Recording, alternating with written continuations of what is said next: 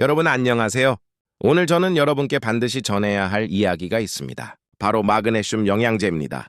여러분도 한 번쯤 섭취해 보셨거나 현재 드시고 계실 것입니다. 건강에 유익하고 피로 회복을 도우며 수면의 질을 개선한다고 알려져 많은 분이 찾고 계십니다. 하지만 제가 오늘 여러분께 한 가지 질문을 하겠습니다.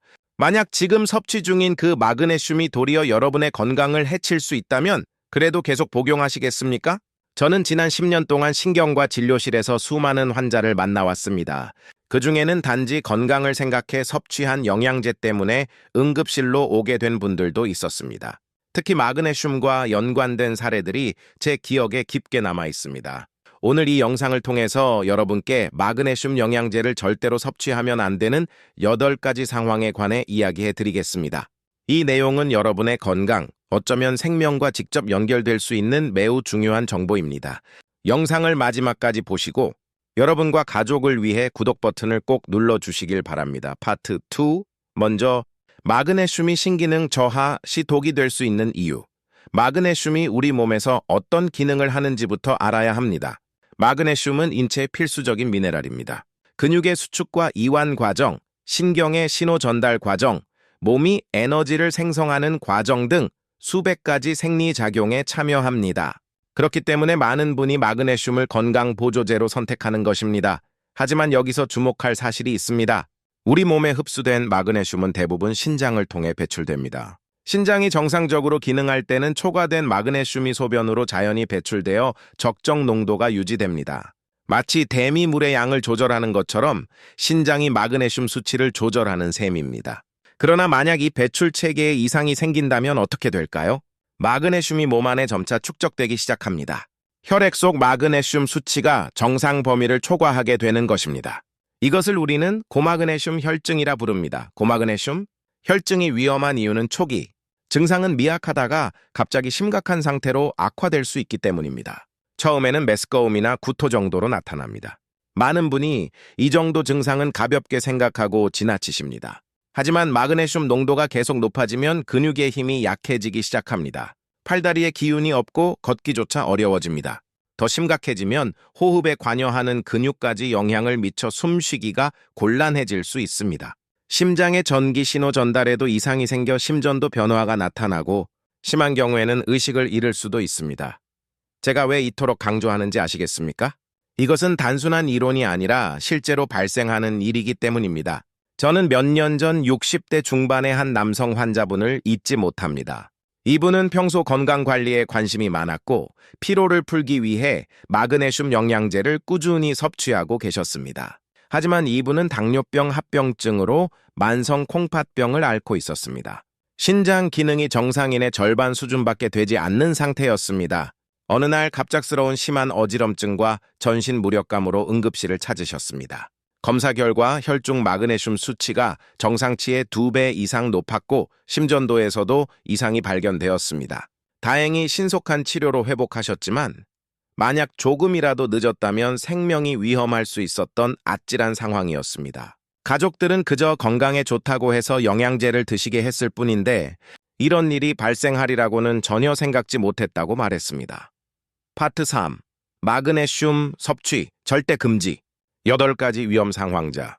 이제 본격적으로 마그네슘 영양제를 절대로 복용하면 안 되는 8가지 상황에 대해 말씀드리겠습니다. 첫째는 신장 기능이 저하된 경우입니다. 만성 콩팥병이나 신부전을 앓는 분들이 여기에 속합니다. 앞에서 언급했듯이 마그네슘은 주로 신장으로 배설됩니다.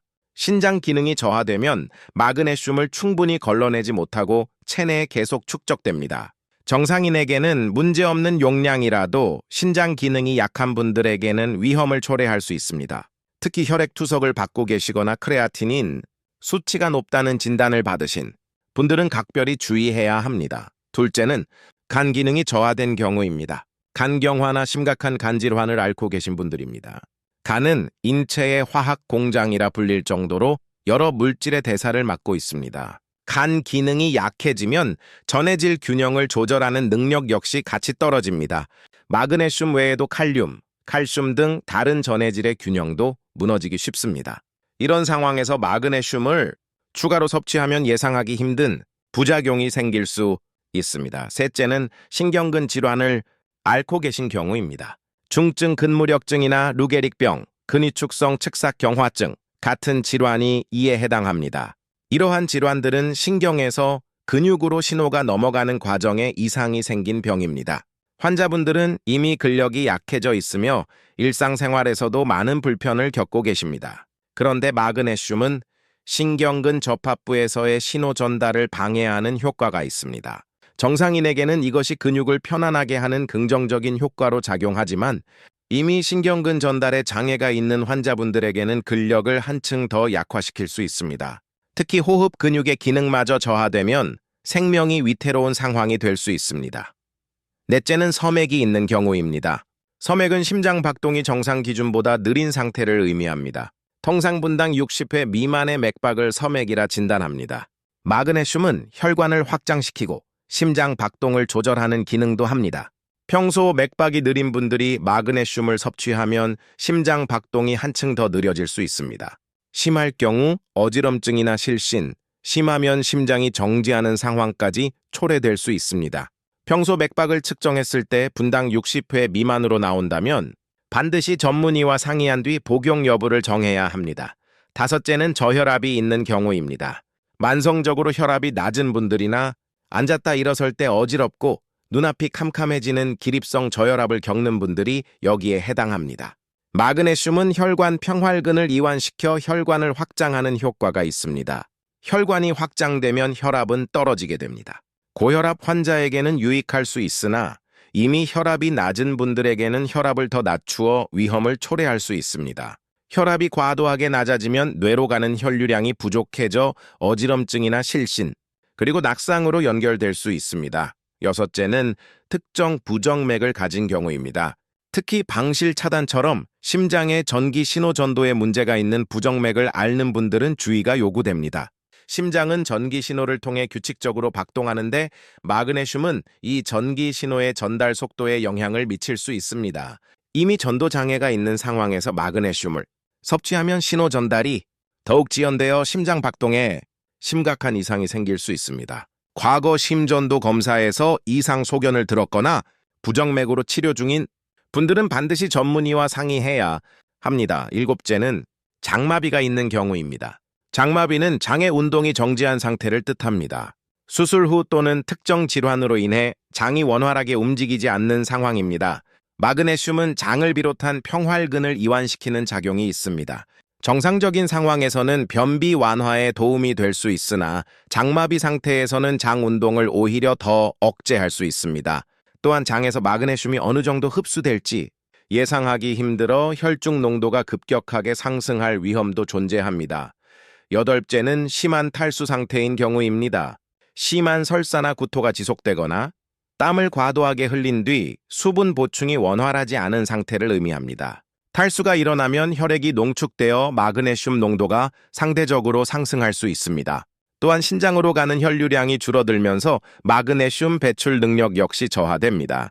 이러한 상태에서 마그네슘을 섭취하면 혈중 농도가 급격히 올라갈 위험이 있습니다.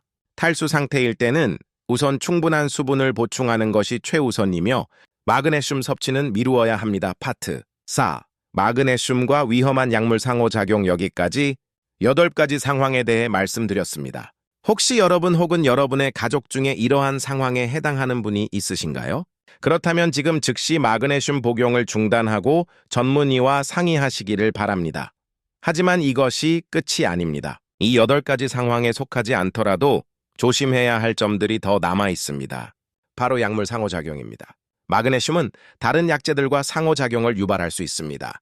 특히 심장이나 혈압에 관련된 약을 섭취하고 계신 분들은 더 큰 주의가 필요합니다.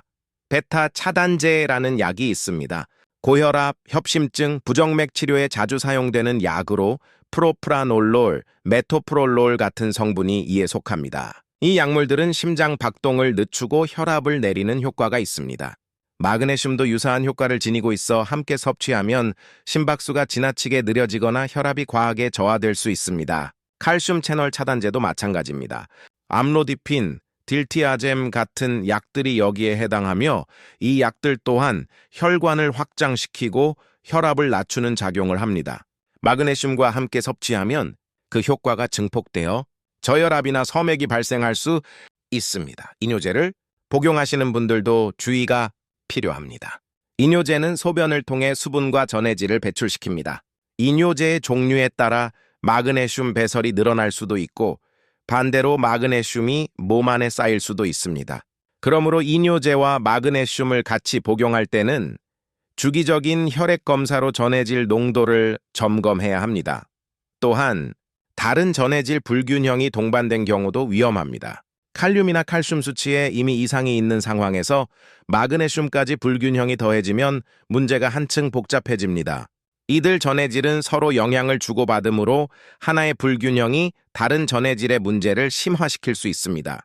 특히 심장 기능에 중대한 영향을 주어 생명을 위협하는 부정맥이 유발될 수도 있습니다. 파트 5. 안전한 마그네슘 복용을 위한 체크리스트. 그렇다면 마그네슘을 안전하게 섭취하려면 어떻게 해야 할까요? 가장 중요한 점은 복용 전 본인의 건강 상태를 명확히 파악하는 것입니다.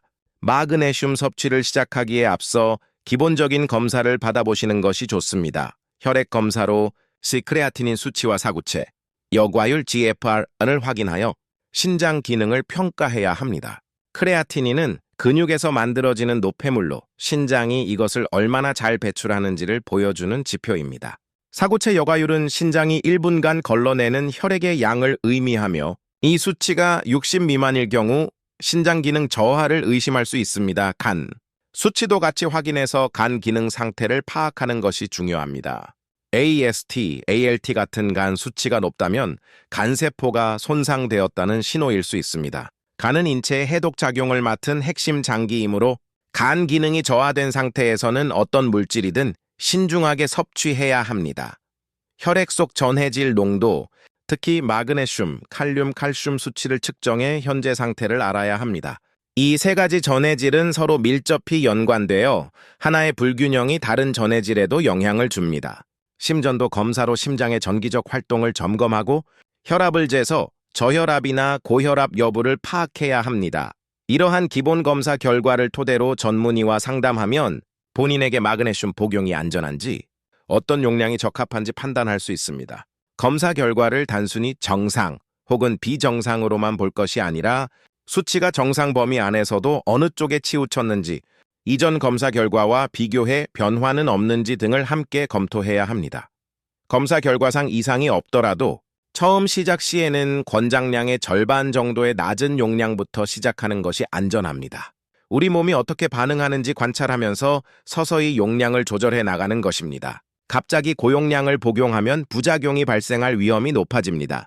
보통 성인의 경우 하루 303mg 정도가 권장되지만 처음에는 100.2mg 정도로 시작하는 것이 좋습니다. 1, 2주가량 별다른 문제가 없다면 조금씩 증량해 볼 수 있습니다. 섭취 시간도 중요합니다. 마그네슘은 공복보다는 식사 직후에 섭취하는 것이 좋습니다. 음식과 함께 섭취하면 위장 자극을 줄일 수 있으며 흡수도 더 안정적으로 이루어집니다. 하루 용량을 한 번에 섭취하기보다 아침, 저녁 2번으로 나누어 먹는 것도 좋은 방식입니다. 이렇게 하면 혈중 농도가 급격하게 상승하는 것을 막을 수 있습니다. 복용을 시작한 뒤에는 자신의 몸 상태를 주의 깊게 관찰해야 합니다. 마그네슘의 가장 흔한 부작용은 소화기계 증상입니다. 설사, 복통, 메스꺼움, 구토 등이 발생할 수 있습니다. 이러한 증상은 대개 용량을 줄이거나 섭취 방식을 조절하면 나아집니다. 식후에 섭취하거나 하루 용량을 여러 차례로 나누어 먹으면 소화기 증상을 완화할 수 있습니다. 마그네슘의 종류를 변경하는 것도 도움이 됩니다.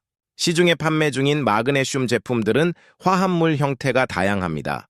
산화 마그네슘, magnesium oxide은 가격이 저렴하며 마그네슘 함량은 높지만 흡수율이 낮고 설사를 일으키기 쉽습니다.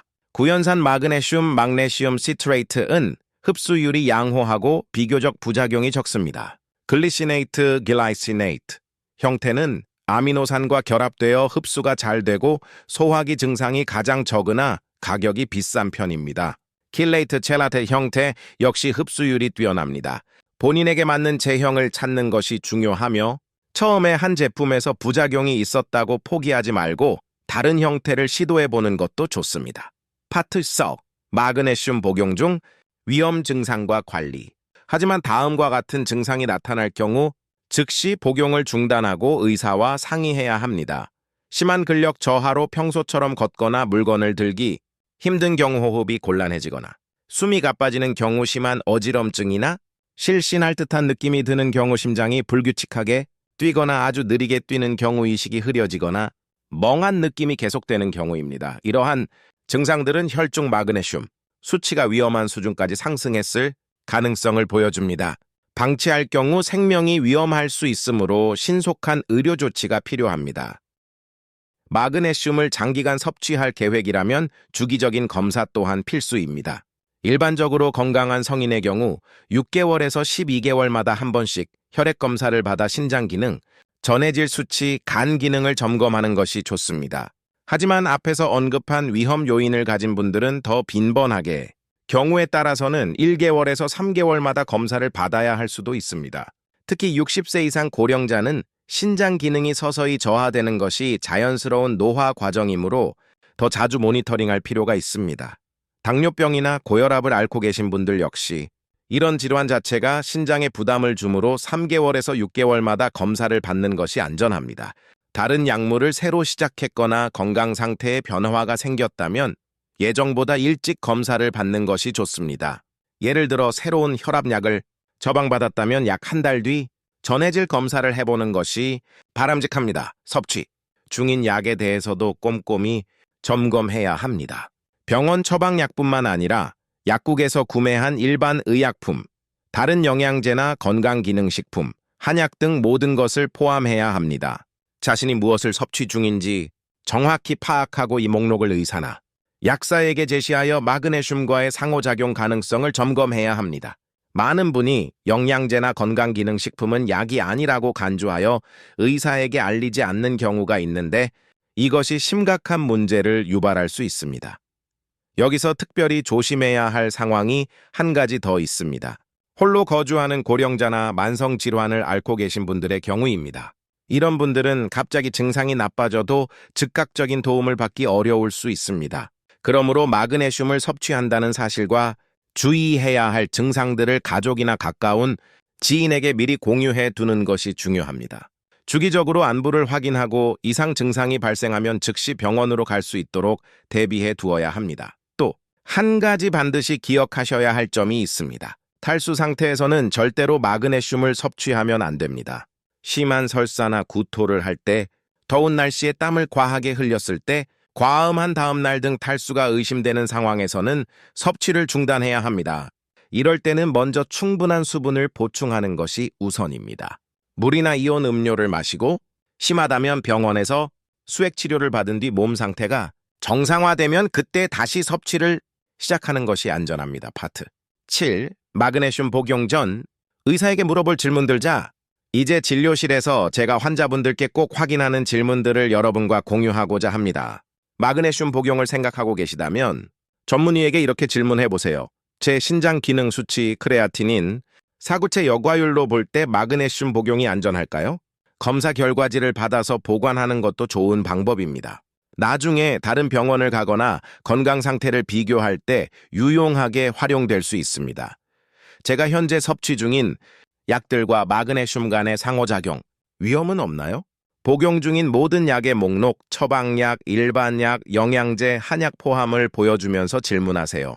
스마트폰에 복용 중인 약 사진을 찍어두거나 메모해두면 진료 시 편리합니다. 약 이름이 생각나지 않는다면 약국에서 받은 약 봉투를 가져가는 것도 좋은 방법입니다. 저의 심전도나 맥박 상태를 고려할 때 마그네슘 복용을 피해야 합니까? 특히 서맥이나 부정맥이 있다면 반드시 확인해야 합니다. 평소 맥박이 느린 편이거나 가슴 두근거림 증상을 겪었다면 꼭 이야기해야 합니다.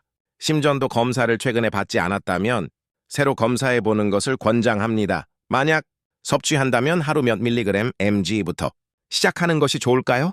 어떤 제형이 저에게 가장 적합할까요?